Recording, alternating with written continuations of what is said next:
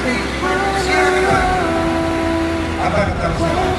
La khayra fiha hiya orang seperti ini tidak ada kebaikan yang ahli aku yang bedanya ngobrol dengan manusia anak bisa kumpul di kata oleh karena itu jangan komunikasi yang baik, interaksi yang baik, sosial yang baik dengan sesama manusia karena itu cara kita tempatkan faktor dengan Allah, faktor dengan jadi inilah ya, karena lebih lama dari